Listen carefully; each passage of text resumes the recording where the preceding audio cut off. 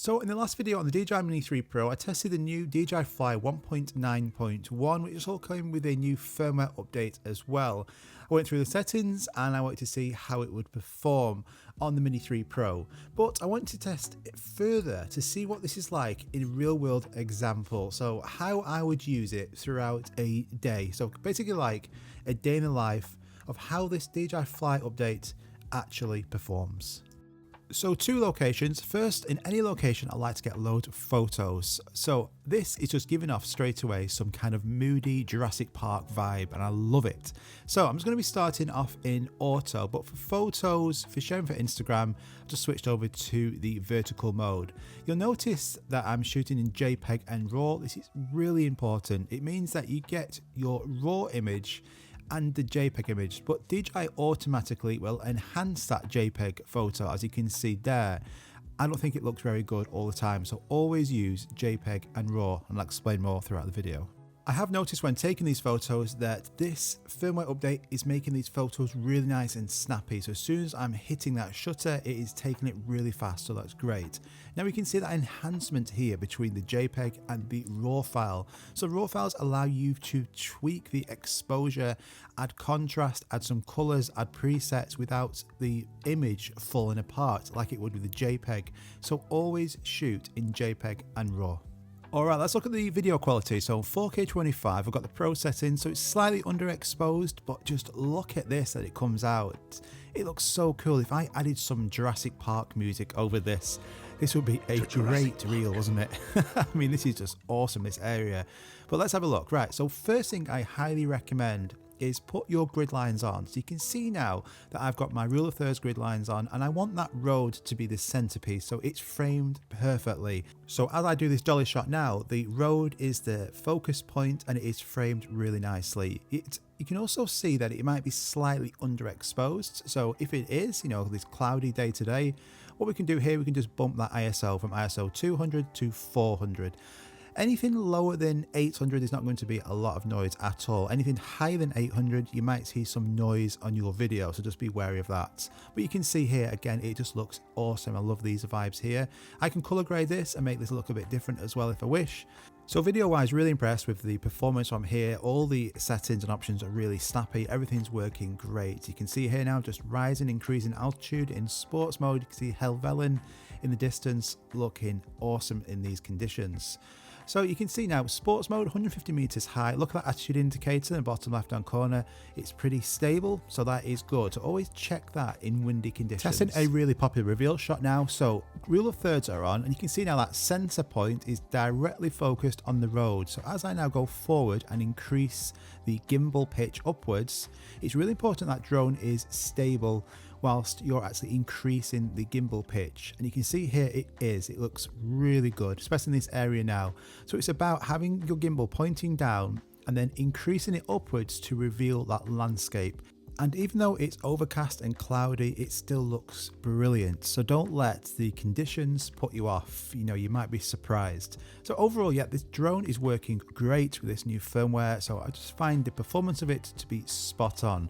Let's have a look now at a Cine Mode as well. So we're just going to go slowly to the left-hand side for that more cinematic shot, that slower shot.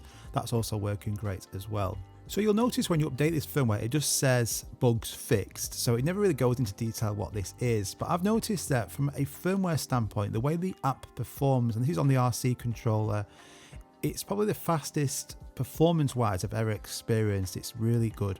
If we look at the attitude indicator now in the bottom left-hand corner, you can see that drone is getting pushed heavily with this wind. So this is where you need to be careful that you don't actually end up flipping your drone. The drone will do its best to fight the wind, but especially over water like this, it's probably not advisable. However, I mean, just look at this shot, this area. I love it. I love these vibes it's giving off today. Even here now, let's just test this. So how stable is it flying towards this? We don't want any drifting, and there's no drifting there. This is spot on, and we can get some really nice shots here. Just cut them down so you can get away some of the shots, put them all together, and you get a nice little shot like this. So far in this area, brilliant. And again, let's take another photo. This is the JPEG. It just looks a bit meh, it just doesn't look very good. Add on a preset to it, with the RAW file and you completely get a different vibe. It stands out more, much better. So far so good in this area. The Mini 3 Pro, although it's a little bit wet, it's handled that wind really well and it's got some really nice footage, and the app has performed great, really nice and responsive. I love it. Let's move on to that next location. So driving to the next location, we notice some snow, so it would be wrong not to pull over and have a snowball fight. So the Mini 3 Pro is ace for capturing these moments. You can just have it above you, just to the side of you, and it's conspicuous enough to capture all these details and get good quality. You can see here now, I can have it either the top down shot or I can crop in by 2 times and still get good 4K quality. The 4K 60 also works great. I can now slow this footage down by 50%. And get good slow-mo. You can see here now I take a really vicious snowball to the back of my head, and you know I was quite a champion to recover from this, but the Mini 3 Pro captured that vicious assault great. So the 4K 60 through this test is working brilliant and a fantastic example of how the slow-mo works. I'm sure you will agree. Alright, let's look at master shots. So master shots, it's a funny one really. I love and hate this. So master shots are good. Make sure you change it from 1080p to 4K. 1080p is the default setting here, you can see.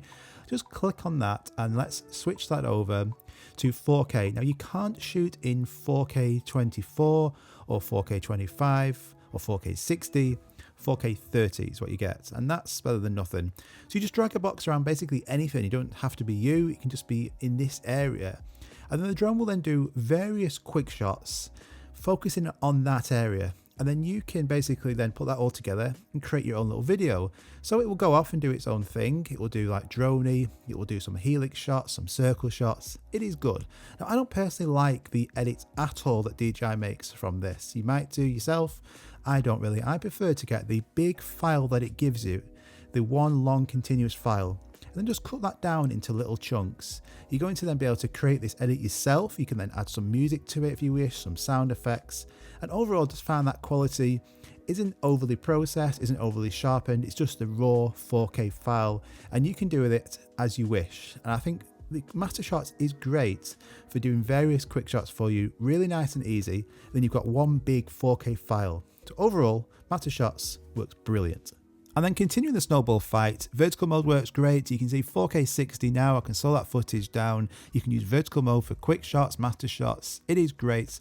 The firmware that we've been given on this Mini 3 Pro since it's come out, some additions. I don't think we're going to get many more new features on the Mini 3 Pro. I think we're going to just get improvements just like this. So for me personally, I found an improvement in the focusing's a lot better, so it's not going to be out of focus as much.